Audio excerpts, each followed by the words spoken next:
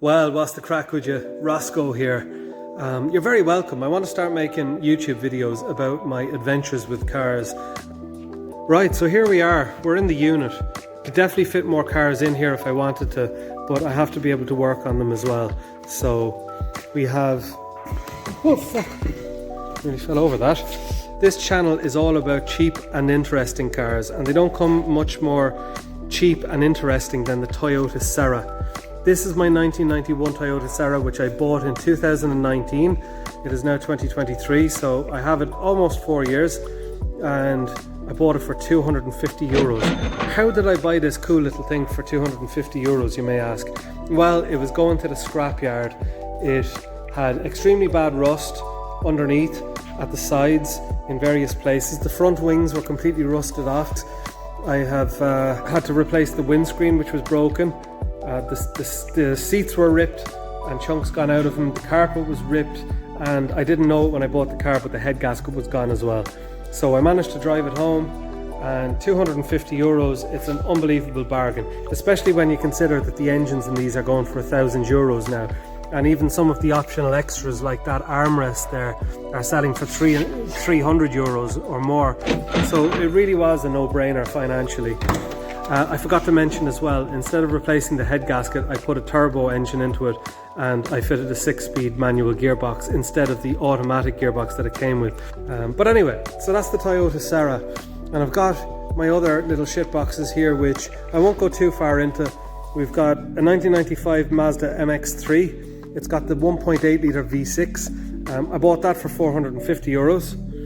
This is my boxy Toyota Corolla liftback. They call him a Sprinter here in Ireland, and I'm not going to sell this car. I'm going to restore this. And then at the back, you're going to be seeing a lot more about this car in the future. This is my other 1991 Toyota Serra, and this one has been severely modified with the Clio V6 wide arch body kit, veil side front bumper. It's got a headlight swap. It's got all sorts of stuff.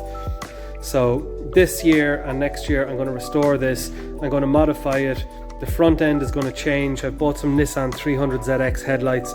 I have a set of Workmeister S1s that I had made specially for this car by work in Japan, and I got them made for the car in 2005, so I have them like 18 years now, these Workmeisters, still in the boxes at home. So yeah, lots of fun stuff to come on this car, and there's a big long story that goes with it as well. So I'm going to go up, and hopefully he'll let me record up there, and we'll have a look at this Citroen XM, which I'm not supposed to be buying, but I'm totally buying.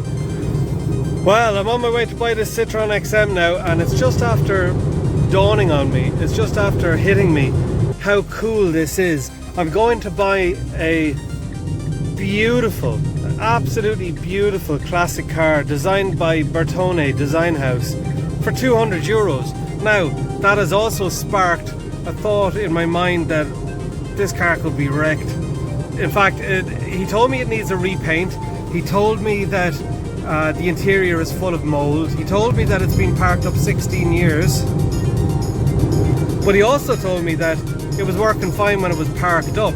So I really don't know what to expect. I mean, it could be the deal of a century, or it could be a case where I might need to walk away from this.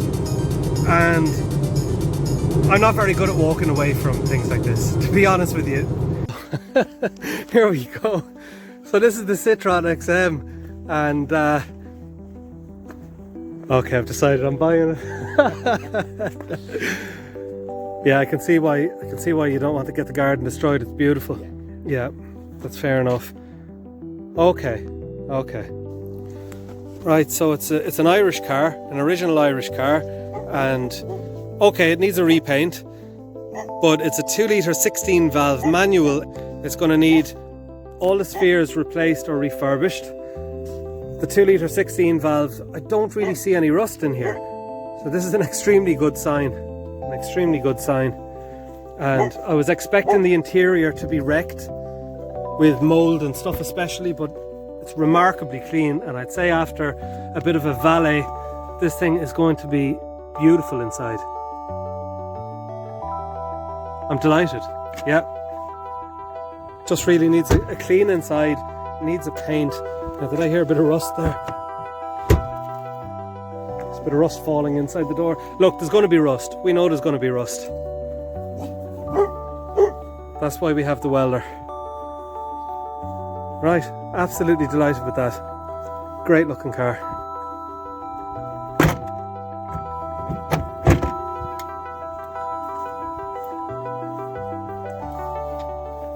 Amazing. Oh lads, I swear to God, I'm so excited. I'm so excited. I was not expecting, like, okay, the car needs a repaint. It's not ready to drive. It's going to need a lot of work. We're going to need to do the timing belt and a lot of rubbers and hoses and pipes and belts and tires and spheres and all sorts of stuff like that. But I mean, you know, when you park a car up for 10 years, but the interior is perfect, or it will be perfect. The bodywork looks very good, despite the fact that we've got lacquer peel. It's going to need a repaint. That's okay. I'll end up with a brand new looking Citroen XM. I'm okay with that. And it's just a bit of mechanical stuff really I'm going to have to do. I think there might be a couple of hydraulic leaks, but to be honest with you, having owned a Citroen XM before, it's not as scary as I once thought. That car is very fixable. I can recommission that car. I can do all the work. That car is coming home with me. I knew the second I saw it, I'm buying the car. I just knew. I knew I was taking that car. There's no way I'm leaving that car there because someone else will take it. So look, this concludes this episode. The next time you see me, I am going to be collecting a Citroen XM, and we'll bring the cameras with us and we will record that as well. So really looking forward to that. Thank you very much for watching, guys. It's been a pleasure, and we will see you soon. Bye bye.